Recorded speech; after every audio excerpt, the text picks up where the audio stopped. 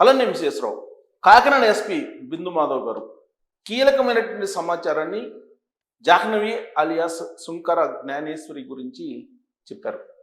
2 ఏళ్ల పాప 10 రోజుల క్రితం తప్పిపోయింది, మిస్ అయింది. 10 రోజుల నుంచి సెర్చ్ చేస్తూనే ఉన్నారు.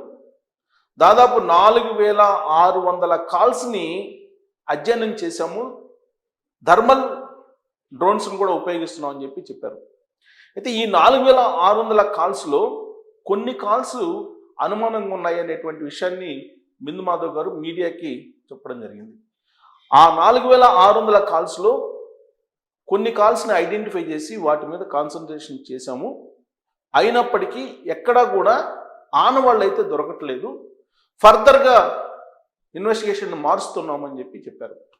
ఏంటి ఇన్వెస్టిగేషన్, ఏం మారుస్తున్నారు?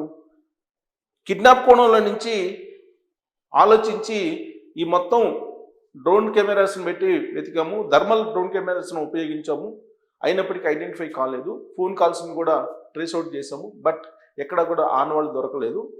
అయితే ఇప్పుడు మిగిలింది ఒకే ఒక ఆప్షన్, క్రూర మృగాలు ఏమైనా సరే దాడి చేసి తీసుకెళ్ళిపోయాయా అనే దాని మీద ఇన్వెస్టిగేషన్ చేస్తున్నామని చెప్తూ ఉన్నారు. ఇది ఫైనల్ కావాలంటే చనిపోయినటువంటి పెంపుడు కుక్క పోస్ట్ మార్టం రిపోర్ట్ రావాలి. ఈ పోస్ట్ మార్టం రిపోర్టు వచ్చేటువంటి ఆధారాలు ఏవైతే ఉంటాయో ఆ ఆధారాలను బట్టి ఫర్దర్ ఇన్వెస్టిగేషన్కి వెళ్ళబోతూ ఉన్నారు. దాంట్లో ఉండే ఆధారాలు ఏంటి?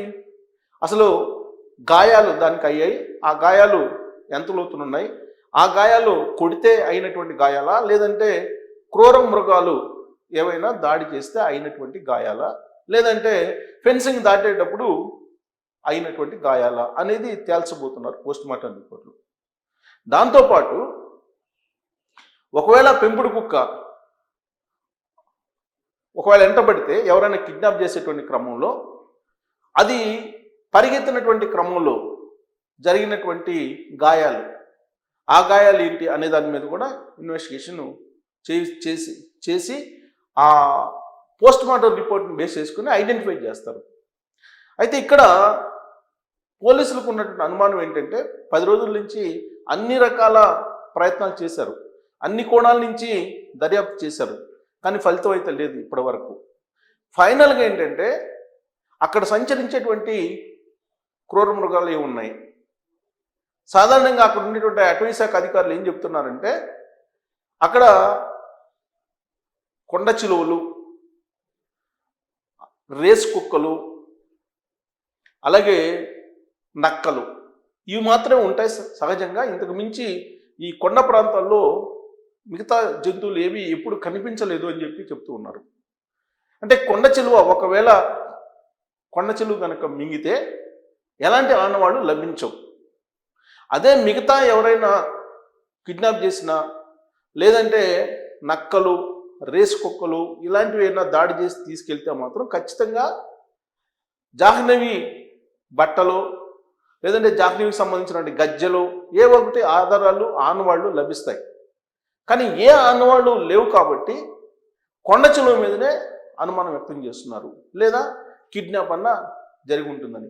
కిడ్నాప్ జరిగి ఉంటే కనుక ఇంతమంది పోలీసులు 10 రోజుల నుంచి గాలిస్తూ ఉంటే అణువణువున దొరకకుండా ఉండేటువంటి అవకాశమే లేదు. ఎందుకంటే అత్యంత అధునాతనమైనటువంటి టెక్నాలజీని ఉపయోగిస్తూ ఉన్నారు. ఏఐ టెక్నాలజీని కూడా ఉపయోగించారు, థర్మల్ డ్రోన్స్ను ఉపయోగించారు, అలాగే డ్రోన్ కెమెరాస్ను ఉపయోగించారు, పెంపుడు కుక్కకి జియో ట్యాగ్ని కూడా పెట్టి ప్రయత్నాలు చేశారు. ఇన్ని ప్రయత్నాలు చేసినప్పటికీ ఎక్కడ ఒక ఆనవాళ్ళు దొరకలేదు.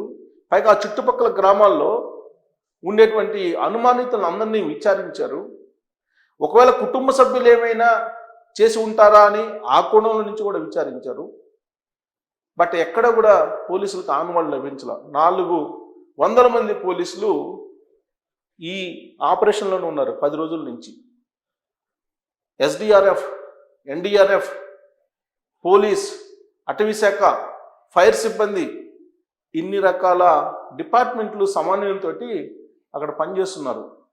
పైగా ఐపీఎస్ బిందు మాధవ్ గారు ఎప్పటికప్పుడు సమీక్షిస్తూ ఉన్నారు. అప్డేట్ ఏంటి, సెర్చింగ్లో ఏమైనా అప్డేట్ ఉందా, సెర్చింగ్లో ఏమైనా ఆనవాళ్ళు కనిపించాయా, అనేటువంటి దాని మీద ఆయన ఎప్పటికప్పుడు తెలుసుకుంటూ కొత్త కోణాన్ని, దర్యాప్తులో కొత్త కోణాన్ని ఎప్పటికప్పుడు ఆయన సూచిస్తూ ఉన్నారు. తాజాగా సూచించినటువంటి కోణం ఏంటంటే అన్ని రకాల దర్యాప్తు కోణాలు అయిపోయాయి, ఇక వన్యప్రాణులు లేదంటే క్రూర మృగాలు ఇలాంటివి ఏమైనా సరే తీసుకెళ్ళాయా అనేది ఆ కోణం నుంచి ఇన్వెస్టిగేషన్ చేస్తున్నామని చెప్పి ఇప్పుడు చెప్తూ ఉన్నారు బిందు మాధవ్ గారు. అందుకోసం ఇప్పుడు రకరకాలుగా ప్రయత్నాలు చేస్తూ ఉన్నారు. చిన్న ఆనవాళ్ళు కనిపించినా కానీ ఐడెంటిఫై చేస్తారు. కానీ కొంతమంది రాజమండ్రిలో ఉన్నారు, బస్సులో వెళ్తున్నప్పుడు చూసామని చెప్పి కొంతమంది, లేదు కొంతమంది కిడ్నాప్ చేశారు, వేరే ఊర్లో ఉన్నారని కొంతమంది, ఇలా రకరకాలుగా స్ప్రెడ్ చేస్తున్నారు సోషల్ మీడియాలో. వీటన్నిటిని నమ్మొద్దు అని చెప్పి బిందు మాధవ్ ఎస్పీ గారు చెప్తూ ఉన్నారు. వీలున్నంత వరకు ఐడెంటిఫై చేసే ప్రయత్నం చేస్తున్నాము, ప్రాణాలతో తిరిగి రావాలని కోరుకుంటున్నాము, కానీ ఎక్కడ ఆనవాళ్ళు అయితే లభించట్లేదని చెప్పి చెప్తున్నారు. బహుశా ఇంత పెద్ద ఆపరేషన్ ఆంధ్రప్రదేశ్లో పోలీసులు చేసి ఉండరేమో కిడ్నాప్ జరిగినటువంటి క్రమంలో ఇంతకుముందు ఎప్పుడు కూడా. కానీ జాహ్నవి విషయంలో మాత్రం 10 రోజులుగా సమన్వయంతో అన్ని డిపార్ట్మెంట్లు సెట్ చేస్తూనే ఉన్నాయి. హోంశాఖ మంత్రి అనిత గారు ఇన్వాల్వ్ అయ్యారు, డిప్యూటీ సీఎం పవన్ కళ్యాణ్ గారు ఇన్వాల్వ్ అయ్యారు, అక్కడ లోకల్ ఎమ్మెల్యే యనమల దివ్య గారు ఎంటర్ అయ్యారు.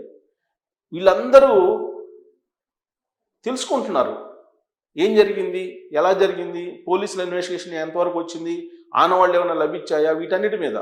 కానీ ఎక్కడా కూడా కొత్త కోణం కనిపించట్లేదు. ఆదివారం అమావాస్య అన్నారు కొన్ని రోజులు, ఆదివారం అమావాస్య అయిపోయింది. సోమవారం సోమావతి అన్నారు, సోమావతి అయిపోయింది.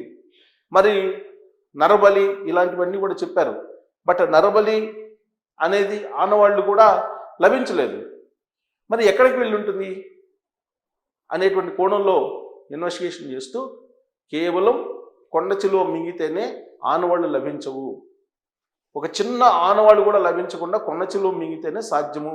కాబట్టి ఆ కోణం నుంచి లేటెస్ట్గా ఇన్వెస్టిగేషన్ చేస్తున్నామని చెప్పి బిందు మాధవ్ గారు చెప్తూ ఉన్నారు.